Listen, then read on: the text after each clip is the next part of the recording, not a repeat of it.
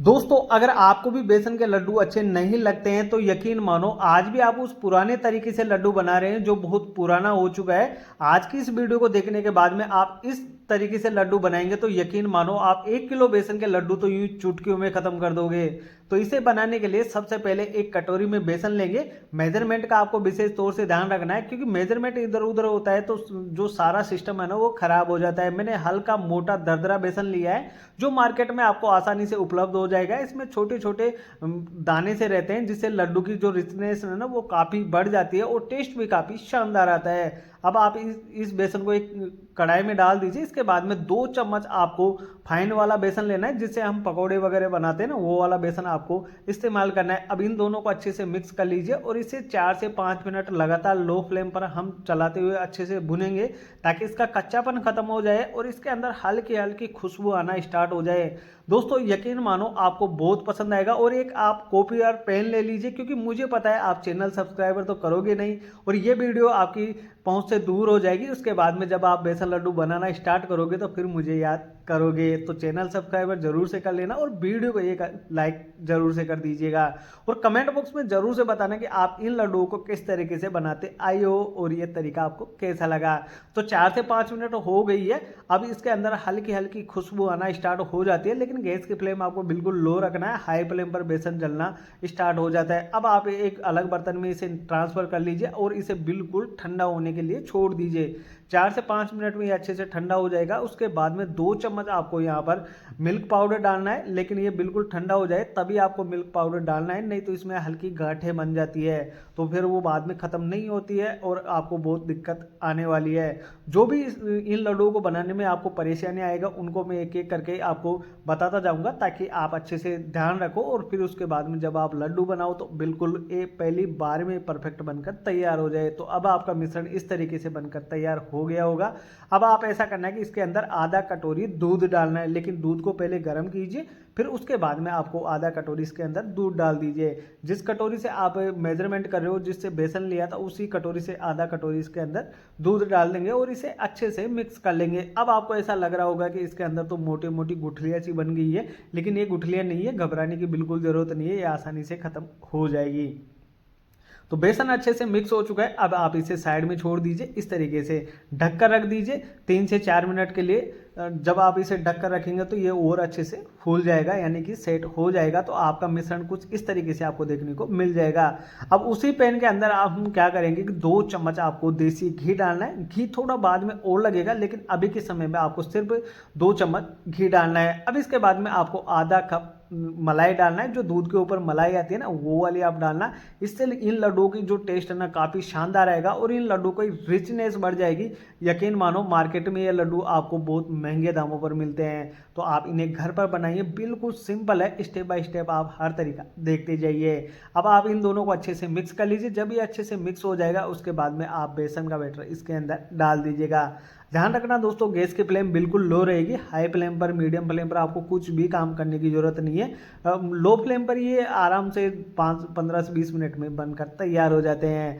अब आप इन्हें लगातार चलाते हुए अच्छे से मिक्स कर लीजिए। शुरुआत में ये जो बैटर है वो थोड़ा हल्का गाढ़ा सा दिखाई देगा और एक साथ इकट्ठा होना स्टार्ट हो जाता है। जैसे जैसे आप इन्हें चलाते जाएंगे ना ये बिखरना स्टार्ट हो जाता है। तो इस बात का आपको ध्यान रखना है। बिल्कुल गैस की फ्लेम लो रखिए और लो फ्लेम पर आपको लगातार इन्हें मिक्स करते हुए चलाते जाना है। छोड़ना बिल्कुल भी नहीं है क्योंकि अगर आप इन्हें चलाना छोड़ दोगे ना बेसन को तो क्या होता है कि बेसन हल्का हल्का कढ़ाई को पकड़ना स्टार्ट कर देता है, जलना स्टार्ट हो जाता है जिससे इन लड्डुओं का टेस्ट खराब होना लगता है। तो अब देखा आप देख सकते हो कि ये जो हमने बैटर डाला था वो बिल्कुल इकट्ठा एक साथ होना स्टार्ट हो चुका है। ये थोड़ी थोड़ी देर में बिल्कुल बिखरना स्टार्ट हो जाएगा और इसके बाद में देखना आप कि ये जो बेसन है ना बिल्कुल दाना दाना सा हो जाएगा। जैसे आपने शुरुआत में लिया था ना बस उसी तरीके से बनकर तैयार हो जाएगा। अब आप देख सकते हो कि इसके अंदर हल्की हल्की अभी भी गुठलियाँ है तो ये भी आसानी से खत्म हो जाएगी। आपको बस एक ही काम करना है, इसे लगातार चलाते हुए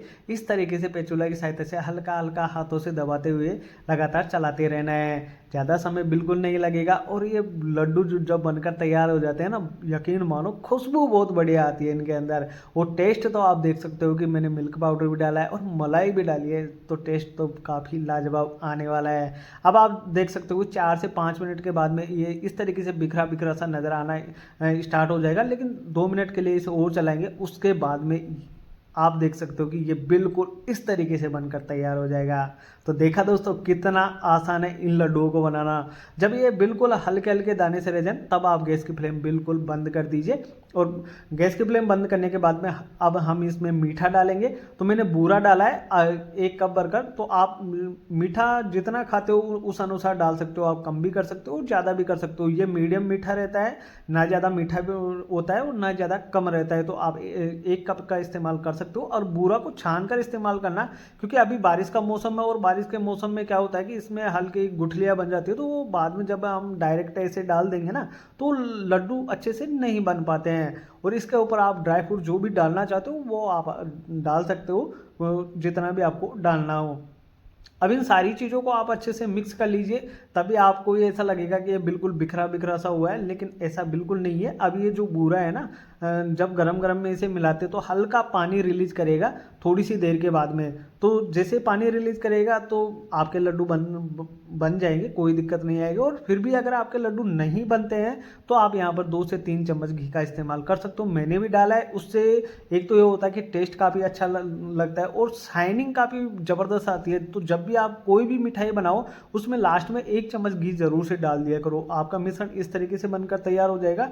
तो मैंने सारा जो चीज़ें इसके अंदर अच्छे से मिक्स कर दिया। अब आप इसका फाइनल लुक देख लीजिए, कितना शानदार और लग रहा है ना, बिल्कुल रिचनेस, काफ़ी मज़ेदार और लाजवाब तो ये बनकर तैयार होते हैं। आपका मिश्रण कुछ इस तरीके से बनकर तैयार हो जाएगा। अब लास्ट में आप ऐसा कर सकते हो, इसके अंदर 2 से 3 चम्मच घी डाल दीजिए, क्योंकि इससे टेस्ट भी काफ़ी अच्छा आएगा। और जो बाजार में मिलते हैं लड्डू उनसे कई गुना टेस्ट इसका बनकर तैयार हो जाएगा, क्योंकि बाजार में मिलने वाले लड्डू में मिलावट भी ज़्यादा होती है और वो कहाँ ही इतना घी डालते हैं, मलाई नहीं डालते, घी नहीं डालते, बहुत कम डालते हैं। और घी की जगह रिफाइंड ऑयल भी कई कई बार डाला जाता है। तो आप उनसे बचिए और घर पर ही इन लड्डू को बनाकर तैयार कर सकते हैं। अब आप इन लड्डू को एक एक करके बना लीजिए, ज़्यादा मोटी साइज में नहीं बनाना है, हल्की मीडियम नींबू की साइज में बनाकर तैयार कर सकते हो। तो देखा दोस्तों कितना आसान है इन लड्डुओं को बनाना और बहुत ही टेस्टी बनकर तैयार होता है। ऐसा नहीं है कि आपको बिल्कुल पछताना नहीं पड़ेगा इन लड्डुओं को बनाने में। और इस नए तरीके से बनाएंगे तो आपका ये लड्डू फेवरेट हो जाएगा। तो मेरे चैनल पर आपको ऐसे तरीके मिलते हैं, नॉर्मल सामान से बनाता हूँ और ज़्यादा इनमें खर्चा भी नहीं लगता है। तो आप चैनल को सब्सक्राइबर जरूर से कर लेना और वीडियो अच्छी लगे तो वीडियो को लाइक करके चैनल को जरूर से जरूर सब्सक्राइब कर लीजिएगा। आपसे निवेदन है, आज जोड़कर विनती करता हूँ कि चैनल को लाइक जरूर से करें और चैनल सब्सक्राइबर जरूर से कर लेना। तो मिलते हैं दोस्तों नेक्स्ट वीडियो में, तब तक के लिए आप इन लड्डू का लुत्फ उठा सकते हैं और इन लड्डू को घर पर ही बनाकर खा सकते हैं। तो मार्केट से पैसा भी बचेगा और आपका समय भी बच जाएगा। आप बहुत कम समय में ढेरों लड्डू बनाकर तैयार कर सकते हैं। तो मिलते हैं नेक्स्ट वीडियो में, तब तक के लिए धन्यवाद।